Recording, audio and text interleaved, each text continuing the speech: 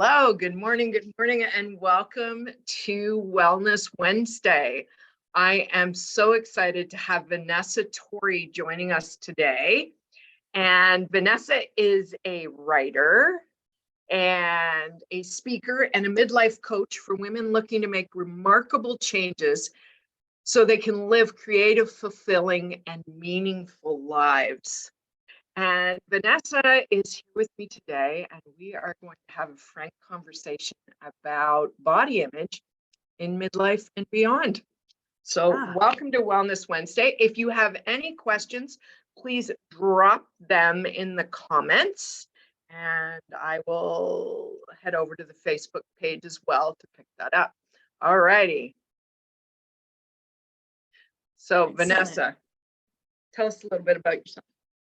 Well, I am a 49-year-old midlifer who is living in Phoenix, Arizona for the time being until I make a big move to the Bay Area at the beginning of October. And I am a escapee from the corporate world. So like so many other women in midlife, I had a very normal experience of living like the first 40 years of my life under this umbrella of should.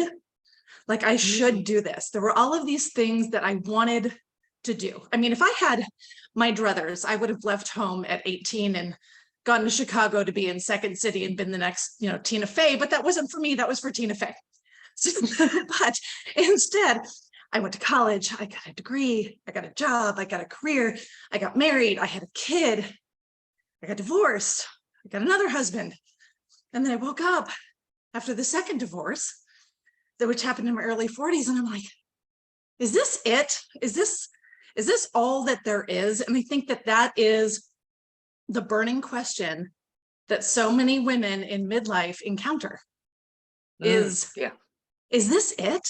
Like, have I worked my whole life for this?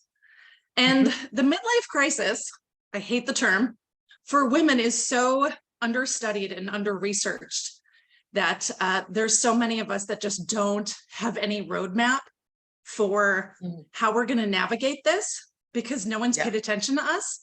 So I am now dedicating my time and my work into doing that work so that we have roadmaps, so that people don't have to spend the same amount of time that I spent trying to find my feet. It's so true, right? I mean, how true is that? I mean, I was just thinking about that the other day, how far we have come in the last 10 years, just in midlife education and beyond, right?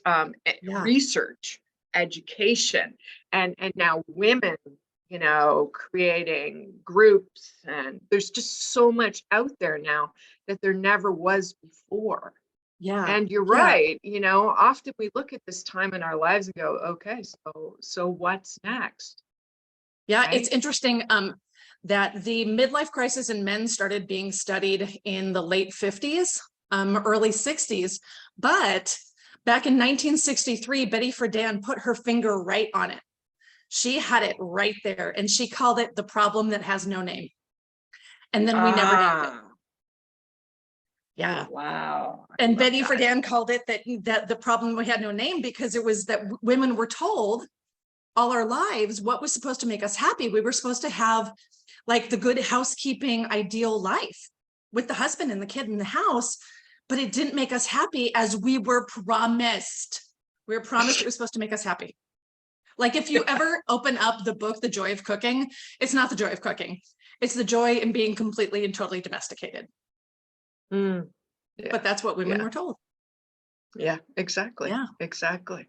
So how do we wrap this around, body image? Because I think that is a big topic. Yeah, I think the best place to start with that is that so much of what we understand about our bodies, what we perceive about our bodies, and what we tell ourselves about our bodies has been completely and totally steeped in external forces. We are not the ones who have ever determined how we are going to feel about our bodies. We have been told how we are going to feel about our bodies. And from there, we just kind of took the ball and ran with it because there has been no other messaging until probably the last maybe 10 years in which we still have a long way to go. that has told us that we have any other choice about how our body looks, right? We have been sold that thin is the ultimate supreme that we are supposed to strive for. We are told that all of our value as women is wrapped up in how small we can make us. So like not only physically small, but emotionally small, and just that everything that we take on as far as our entire persona needs to be small. We need to be small in boardrooms. We need to be small at home. We need to be small in our physical appearance, because that is valuable. Because the people that are making that determination aren't us. If you look at the major diets that have been created over the last however many years, South Beach diet, the Atkins diet. Yeah. All of these different products around women being thin, they're not created by women, they're created by men, right? Which blew my mind when I started researching that. I'm like, this is ridiculous. So much of what we believe about our bodies, and especially in midlife, because I know I grew up with this idea, and we were fed it as kids based on what we knew about the men's midlife crisis, right? Mm-hmm. Because as women, and what did our mother's generation fear about the man's midlife crisis? It wasn't that he was going to buy the sports car. Women were never afraid of the sports car. Women were afraid of the myth that they were going to leave us for the younger secretary. So the message that we were sent, even as kids, that we absorbed was, we have to keep this together.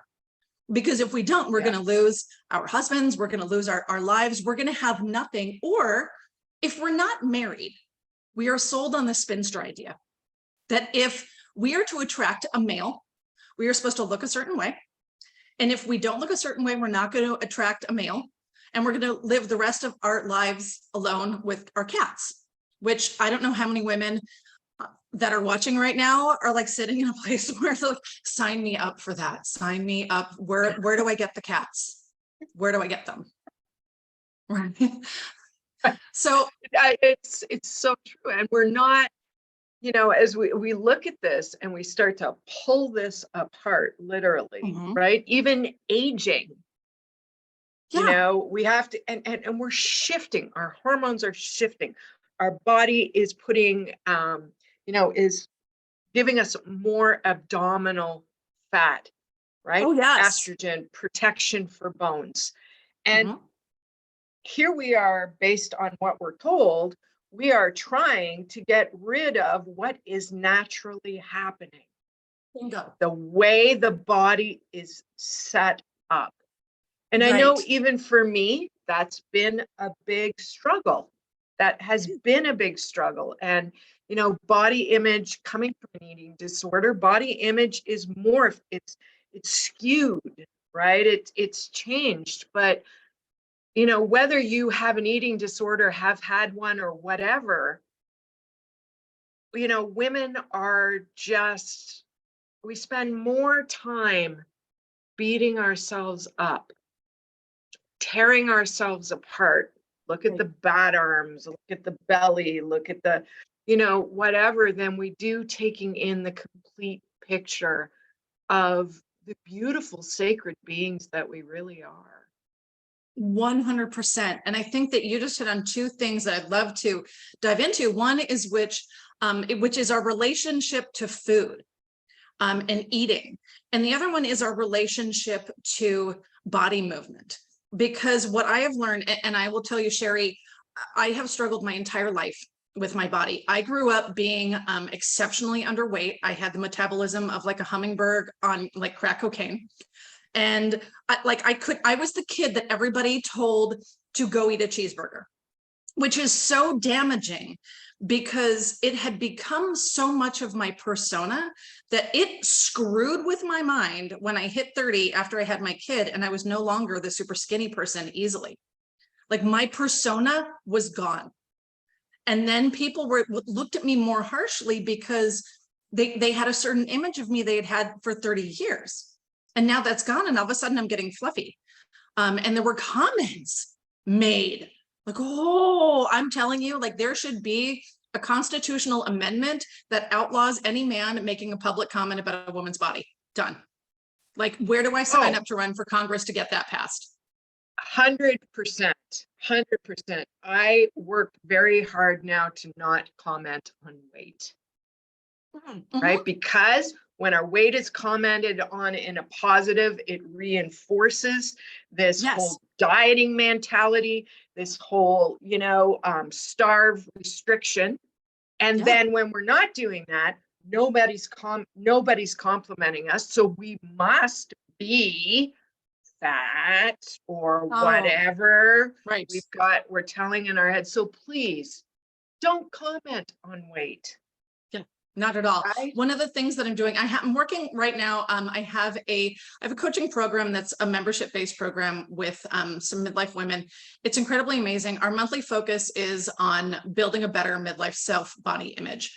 And one of the things that I have in there as part of the work that we're doing is a challenge to go about for an entire week and compliment women in ways that have absolutely nothing to do with their size.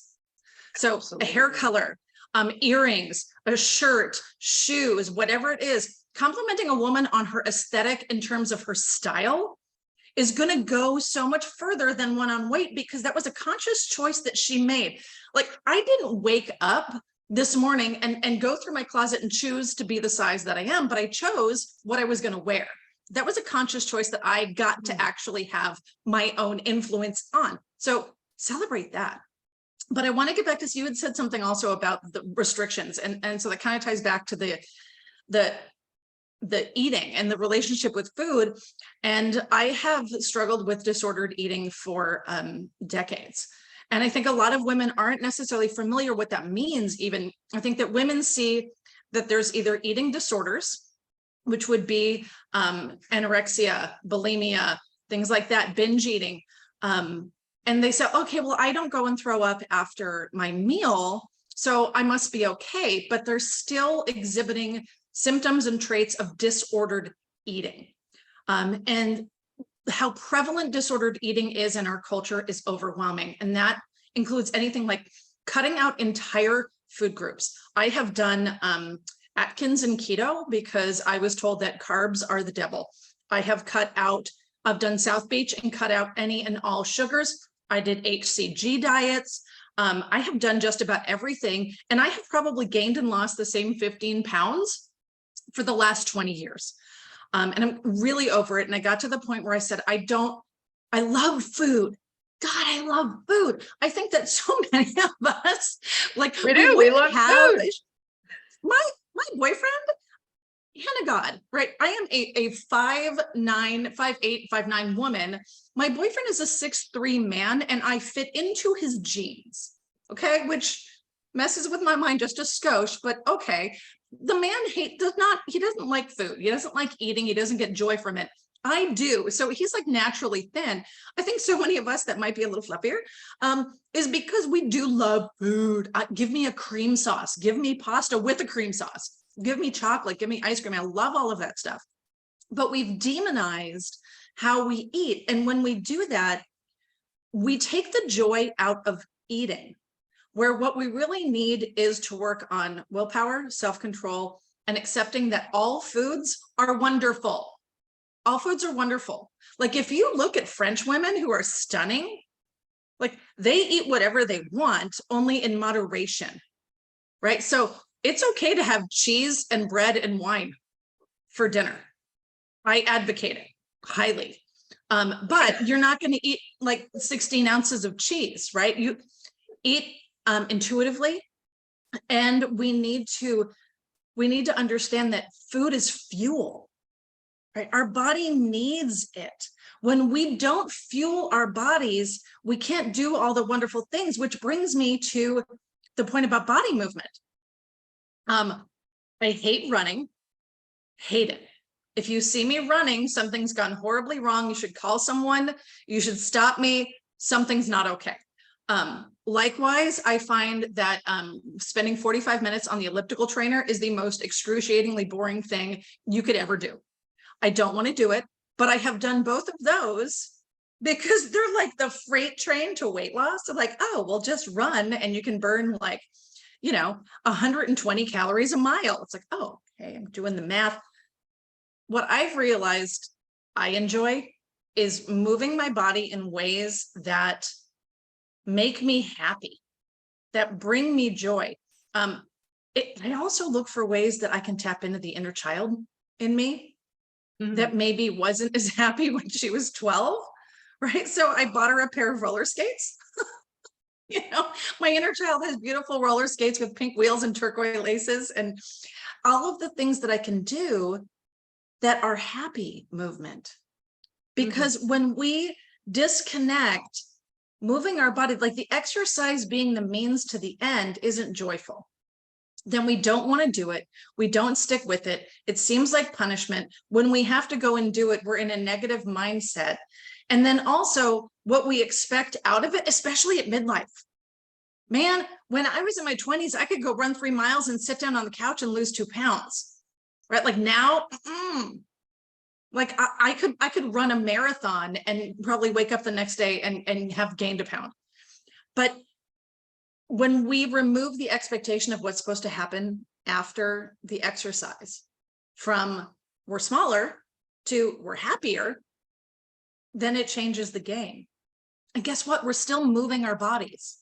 We're still doing the same thing. I totally agree. I totally agree. I'm going to throw in there though, that addition of strength and mobility.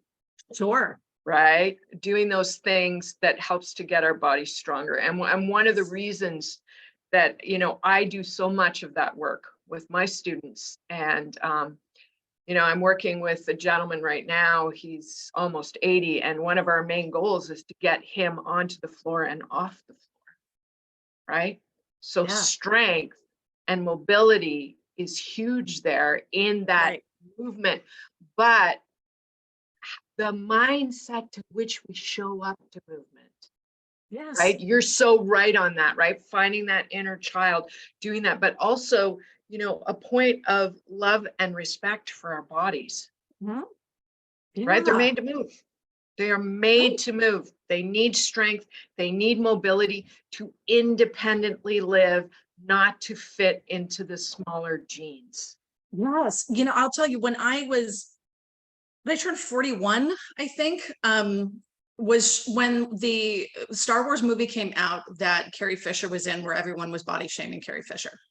And I had my own moment of reading that and internalizing it. And I felt horrible about my body and decided that I didn't want to feel like this anymore. Of course, I came to this decision while sitting in a Mexican restaurant with a margarita the size of my head and nachos. So I'm like, tomorrow. So what I started doing is working out with an old friend of mine who was a trainer who I worked with when I was in my 20s. And he said, I specialize in working with women in midlife who aren't happy with their bodies. Don't be offended. I'm like, not offended, totally me. And we started strength training. A year later, I pulled 315 pounds off the floor in a deadlift. And then I worked up to, I could squat over 200 pounds. I could bench press over 150 pounds. I will tell you, I've never felt better about my body, and it had nothing to do with how I looked. I didn't lose dress sizes. I didn't get super small, but man, when you can pull 315 pounds off of a floor, you're celebrating that, not what size shorts you're wearing. It is a completely different mindset. What you come to the table of movement with, right?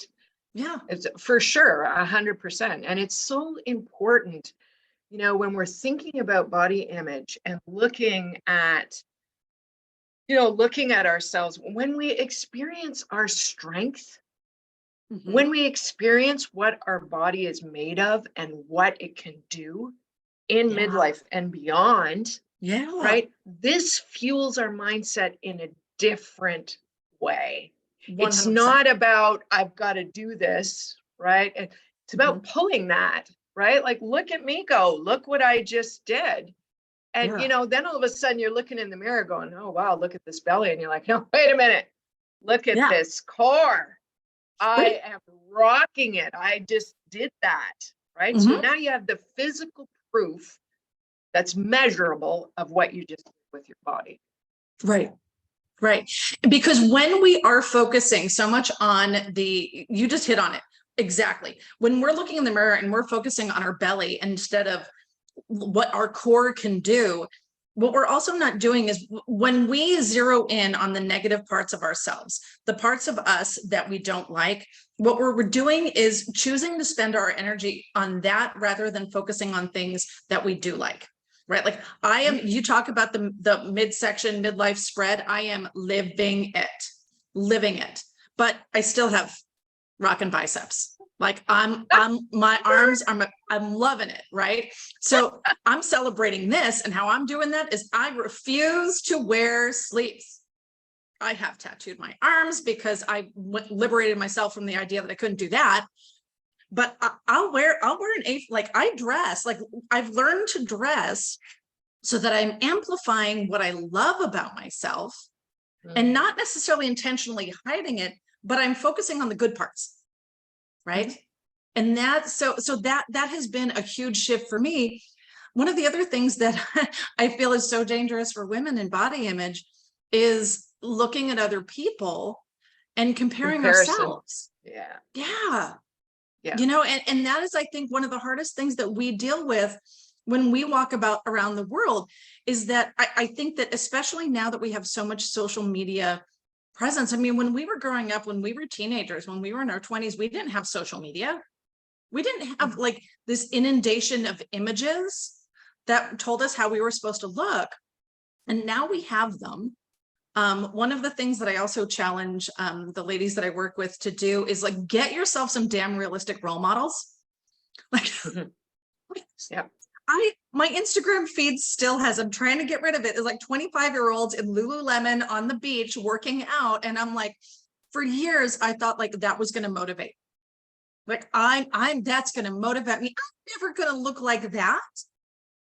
And it's like, you and I've talked about like J-Lo is like is redefining 52. Please God, no. I don't need the pressure at 52 to look like J-Lo. I would like to look like Vanessa at 52, not J-Lo at 52. But when we compare each other, my friend Tasha has got like the little flat belly, right? Like she genetically was blessed with not having stretch marks. I had a big fat baby and my stomach looks like I've been like attacked by a bear. So I looked at her and I'm like, man, I wish my tummy looked like yours. And she goes, are you kidding me? I wish my legs looked like yours. And we laughed and we made a pact. Like, how about I celebrate my legs, you celebrate your belly, and then we can just own our own body parts as being wonderful. Right? It's showing up in the joy. I mean, you really nailed it as far as what energy you show up with. It's huge. Yeah, for sure. For sure. And it's little steps that make big differences. Absolutely. My motto, small changes create, small steps create big change. Yeah. And it's just, I start all my emails with hello, beautiful. Oh, I love it. I do that for a reason, right? Because we are beautiful. And when I was doing a lot of body image work, I was doing a lot of mirror work, and I was starting my day with hello, beautiful. Right? Oh, I love it. And so I just share that out, right? I even do it in the posts in this group because we are all beautiful. We are more than our thighs and our arms. Yeah. Right? We are beings, and we are shifting and changing the conversation that women are having about their bodies. And hopefully what that does is helps us be friends with ourselves. Exactly. Right? I say time and time again that we need to talk to ourselves like we would talk to our friends. Oh, for sure. And if our friend came to us, and if we heard our friends say negative things about themselves or tear them down or complain about a part of their body, how would we talk to that friend and then talk to ourselves in the same manner? Because that's kind of what we deserve, is to be spoken to with kindness. And that voice coming from the call coming from inside the house is huge. Yeah, absolutely. So I was just checking the comments. We've got a few comments. Yeah. Shirley says fluffier. Love that. And Debbie says, absolutely. Let us celebrate who we are. Yes. Right? Let us Yeah. celebrate who we are. And we're Yeah. finally coming to a time where we are realizing that it's not about counting our almonds and measuring our thighs, Right. right? It's about what do we bring to this world? Yeah. Who are we? How do we show up? Mhm. And how do we love the skin that we're in? And Yes. they talk about body positivity. Does it always have to be body positivity? No. You're going to have bad No. days sometimes. Your hair's going to look like crap. Mhm. And you're just going to be like, yeah, whatever. Yeah. Yeah. We're all going to have those days. And that's okay. Yeah. But how we have that conversation with ourselves, Mhm. you know, what does that look like? Oh, look at you. You're Yeah. so fat and ugly. Like, you're not worth this. You're not worth that. That's got to stop. Absolutely. Absolutely. Gotta Because stop. we will believe what we say to ourselves. And 100%. it is scientifically proven that when we have one unkind thing that is said to us, it does not matter the 5 kind things that were said before that. We will fixate and focus on the negative. So that is what stays. It's like the colander that you use to like shake out the water, right? Or anything that you like sift through sand, those big chunks, those negative comments, that negative self-narrative is a very big chunk. And that's what we need to do, is we need to learn how to flip the script so that we are not talking about ourselves in terms of, oh my gosh, look at the fat on my core. We look at it as, look what my core can do. And then find ways to revel in that. So take up Pilates. If you don't like your midsection, right? I love Pilates, love the Pilates. If you don't like your midsection, I think like the best thing that you can do to learn to love your midsection is to not focus on its size, focus on the strength. Do the Pilates for the strength. You are going to get the benefits. The benefits will flow over. If you are eating intuitively, if you are fueling your body with good, whole, awesome foods in moderation, and you are moving yourself in a joyful way, guess what? Weight will come off. Like, and that's another thing that I tell them, set realistic expectations. The whole narrative of you can lose up to 2 pounds per week. When and how and who? Like, no, I'm not going to lose 2 pounds in a week. I have learned, like, the last time I got on my scale, I set myself a goal. I said, okay, I want to lose 15 pounds. Because that for me means that I can actually wear clothes in my closet. Because I'm at a point right now where it's like, oh, okay. So, and also body positivity does not mean, and self-acceptance does not mean that you have to accept and stay at whatever weight you are and love yourself only at that weight. You can love your body, accept your body, appreciate your body, and still want to lose weight. Those are 2 ideas that are not mutually exclusive. You can have both. But what I have realized, that's so important. yeah, I'm giving myself a year and I'm not weighing myself at all. I'm not counting calories. I'm not doing anything, because what I've realized is that at the end of that year, if I have done the best that I can, and I've honored myself, I've appreciated myself, I've moved myself with joy, I've eaten in a way that fuels me, that makes me happy, where I'm enjoying foods that I love, at the end of that year, that's my best. That's my best. I did my best, right? and I can't ask for more. Exactly. So holding your own hand, treating yourself with love and compassion, right? Yeah. And, you know, if you want to drop some weight, that's doable, but where are you coming at that from? Yeah. And are you punishing yourself, or are you, say your cholesterol level is borderline and you need to eat more fiber, you need to, you know, you need to eat better nutrition to bring it down, okay? And maybe lose some weight with that, because now the cholesterol level, your borderline medication or diabetes, all wonderful, right? But where are you coming at it from? Yeah. That's exactly so important. Yeah. It's so important. Vanessa, where do we find you? How do Okay, we so find there's you? a I'm going to couple. drop some stuff in the group for sure, but where do Wonderful. we find you? So basically, I have a website. It is vanessatorre.com, and there are links there to everything that I have. So in the menu bar, there is writing. I write on Medium. Predominantly, I do have another couple publications, midlife.com in the midst that I do. Uh-oh. I'm still in our clubhouse and the cleaning ladies have shown up. So vanessatorre.com.